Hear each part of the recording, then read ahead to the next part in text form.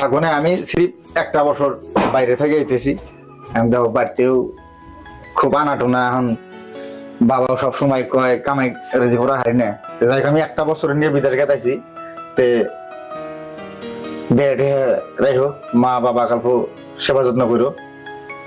তোমার মন এত বেজার দিয়ে কে? তো বেজার থাকবো না? তুমি কি জানো আমি 2 মাসের গর্ভবতী? তুমি যেন আমার এই অবস্থায় ঠিক গেতাছো, আমার অবস্থা কিরকম হবো? দেখো আল্লাহ যদি এরকম অবস্থা বাতি দিত, আমি তোর বিদেশ গেতাম না। এই যে 2 মাসের গর্ভ, এই কথাটা জানি কেউ না জানে। আমার কিন্তু এটা ওয়াদা, কেউ জানে না। মানে আমার একটা মান সম্মানের কথা আছে, মাসে কবো যে দেখ 3 মাস ধরে বিয়ে করা পারে নাই, বইয়ের বেটা 2 মাসের মানে 2 মাস ধরে বউটা গর্ভবতী। তো আমার একটা মান সম্মান আছে, এই কথা জানি কেউ না জানে। আমি একটা বছর বাইরে থেকে এসে পয়সা পাতি কামাই করে নিয়ে এসে, মন খারাপ করো না। আমি একটা বছর থেকে কামাই রোজগার করে তারপরে বাড়িতে একটা বিজনেস